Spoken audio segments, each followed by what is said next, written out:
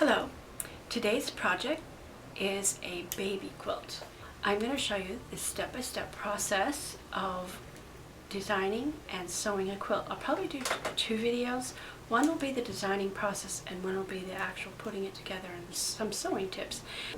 These two videos should give you everything you need to know to make a quilt for any size, whether you want to make it for a twin-size bed for the kids or if you want to make it a full-size quilt for your bed. Yes, you can design your own. I'm going to show you the process. It is not difficult. A baby quilt is a very quick project. It can be sewn up in one day. You might have to plan out your specific design the night before, but you could pretty much sew it all in one day. It's such a quick, easy project. At the end of this video, you will have a clear understanding of what you need to do to plan your quilt. So here are the tools you need to design your own quilt.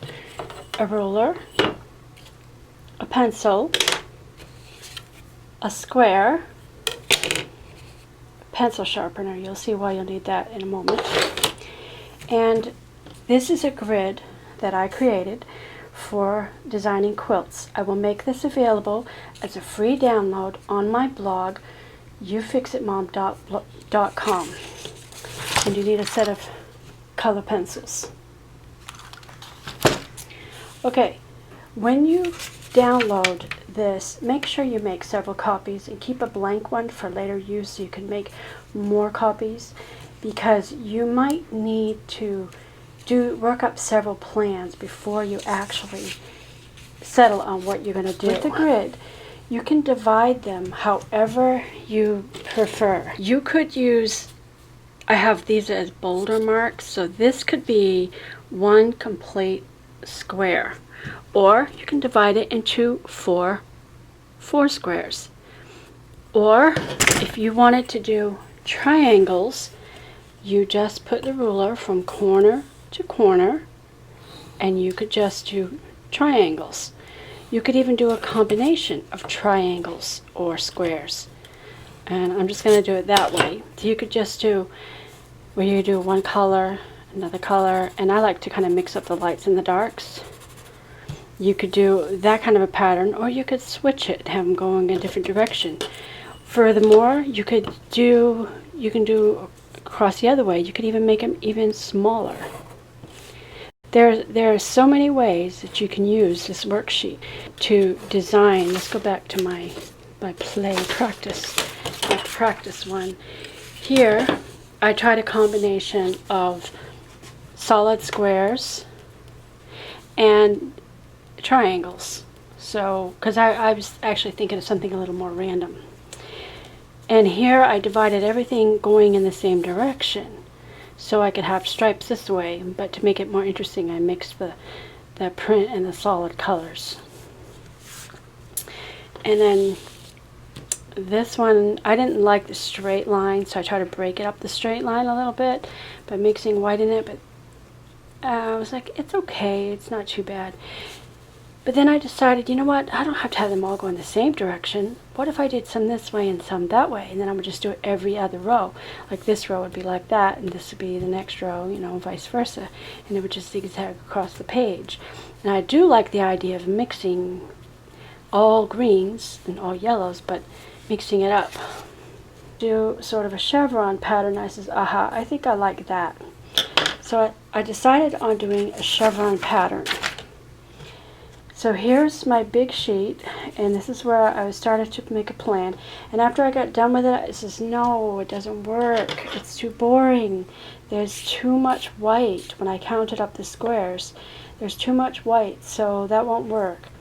I want my colors to be more mixed up, but I do like the idea of the chevron pattern. So I reworked it, and this is what I came up with. I have the chevron pattern, and I have the colors pretty evenly distributed. There's 13 of that color, there's 13 of that color, there's 11 of this, 11 of that, 12 of this, and 10 of the white. And the colors are pretty even. Now, the colors, I wanted them to look, it was my personal preference, to make them more random, not, you know, in a specific order. So it took a little more time to figure this out. I think I probably spent a couple of hours just doing this. That is where your color pencils come in handy. And because you're going to do a lot of coloring, you're going to need a good sharpener to keep your pencil sharpened while you just work out your plan. When I finally came to this, one thing that I considered was I don't want too much white in the same place. Sometimes as I was going through that, I was mixing. See, I had 3 colors of the blues, the teal color of these 3 choices. So here I mixed them all together. And originally I left those white because I wasn't sure what I was going to do. And I know I want white in it. And then the next row I decided to mix white because I only have 2 colors of yellow.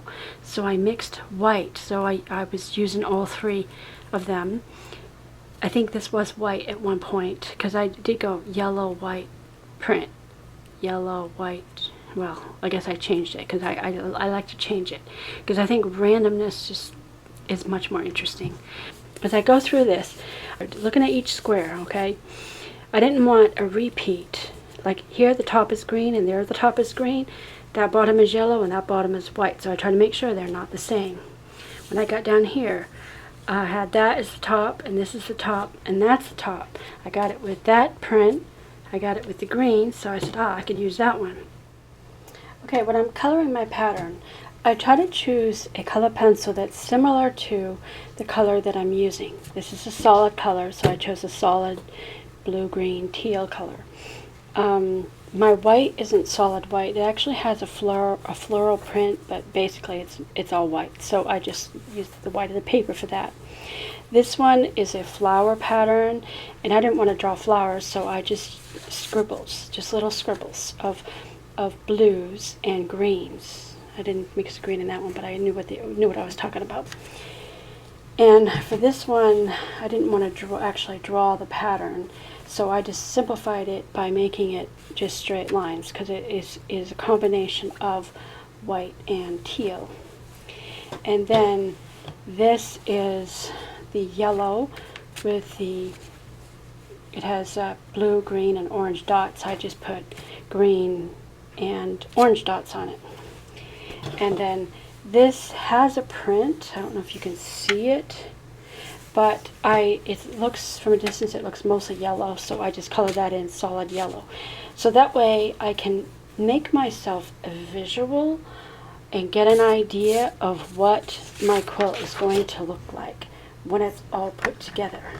Okay, let's talk about the size of the squares.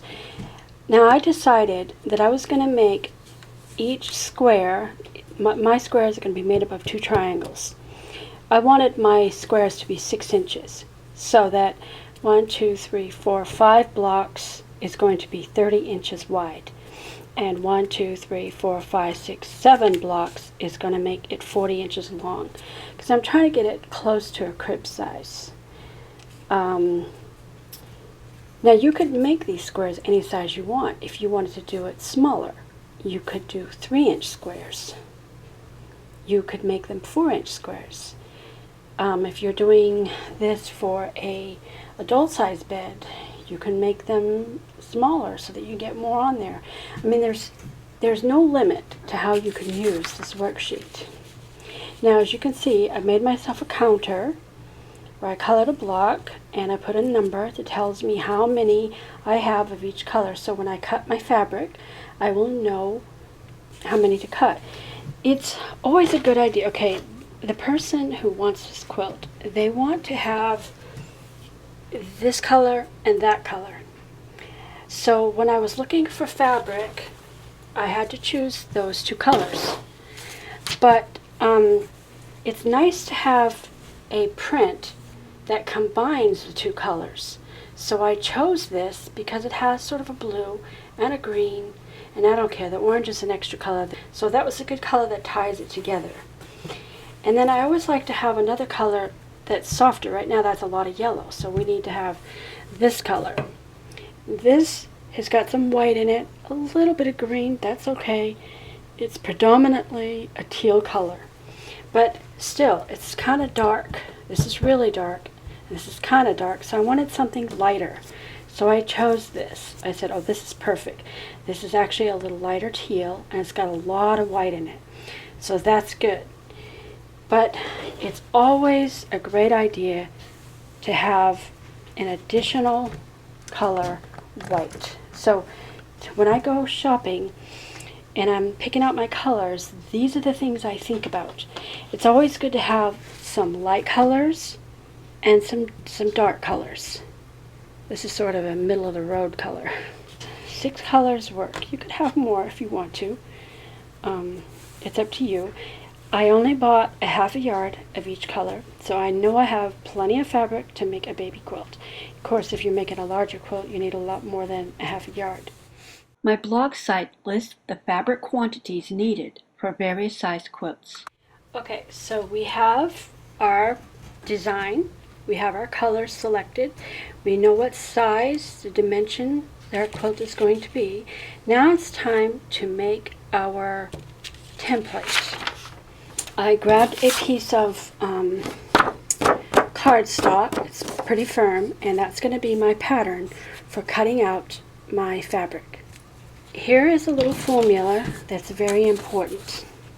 If you want to have a 6-inch square, you need to, and we're cutting triangles, you need to add 1 3/4 inch for seam allowances. So you're going to cut a square that's 7 3/4 total. Here is my square.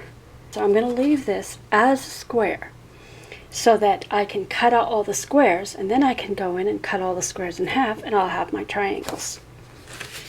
Okay, that works no matter what size. This formula works no matter what size square. Let's say you wanted to do a 4-inch square. You want your square to be 4 inches. So you would measure, you would take 4 and add 1 3/4 allowance. So you need to cut a square that's 5 3/4 the length.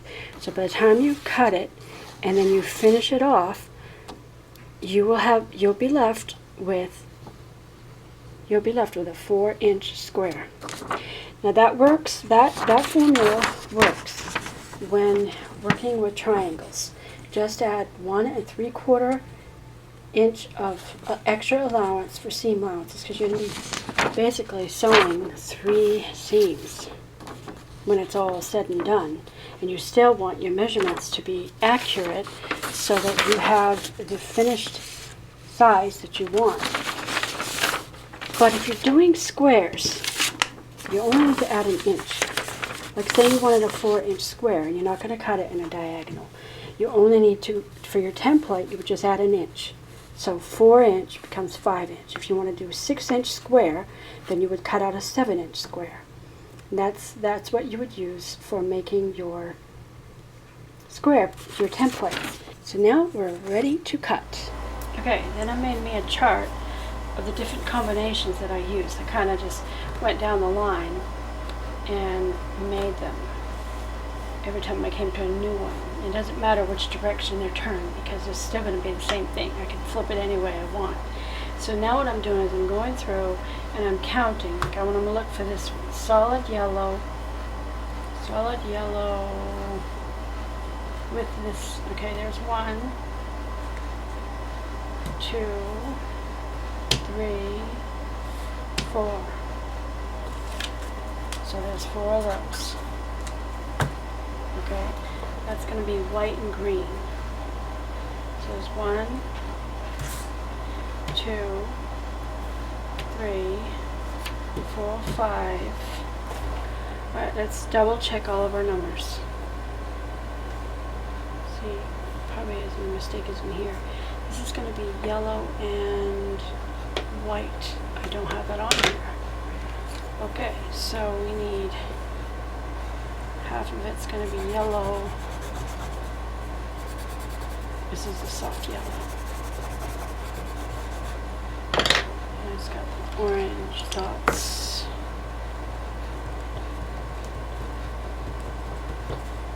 And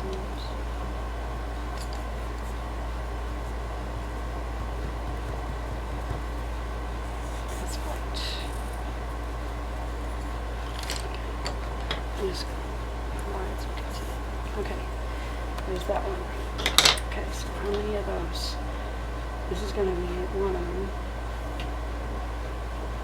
So it's going to be around this white. Just one. Just one.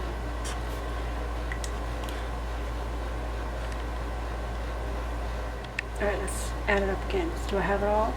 5 and 5 is 10, 4 is 16, plus 4 is 20, 23, 26, 29, 30, 34. We're missing one step.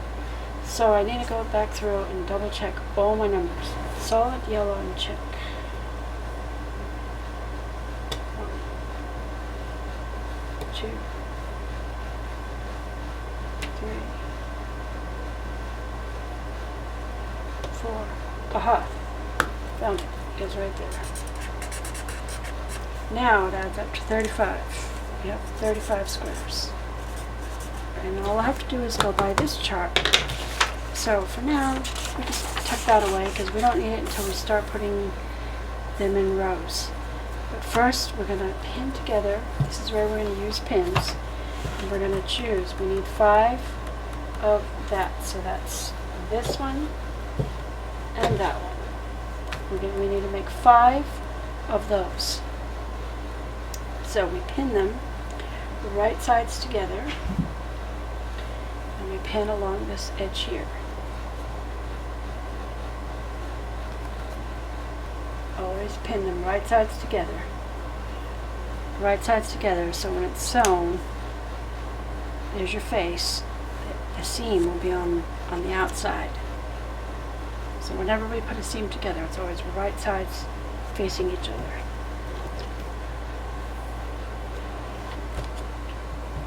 Okay, we have 5 of those. Let's put these back over here. Okay, well, let's do the next one. That is the same dot color and the solid green. So we just need 3 of those. Now this fabric, it's hard to tell which is front and which is back.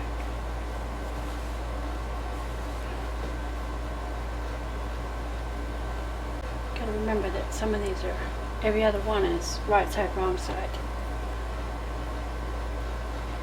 And when you put them together, you need to make sure that the other one needs to fit square on all 3 sides before you pin it, because you don't want to pin it on crooked, because it will mess up your square a little bit, and your corners, when you go to put them together, your corners won't match up right.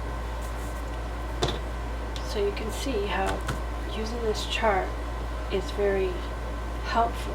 The thinking, it's just mechanical now, because all the planning and the thinking is already done. We took the time to count everything, so I'm just going down the line. I'm right here right now, and just making however many it says to do. 5.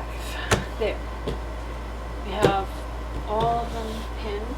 So all of these are leftover triangles that we're not going to be using.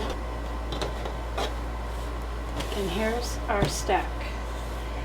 Now it's time to start sewing them together.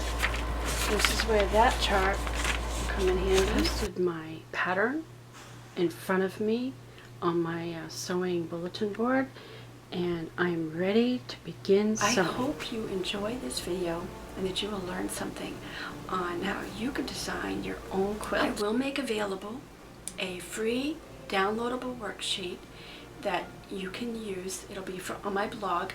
You can use it to help design your quilt.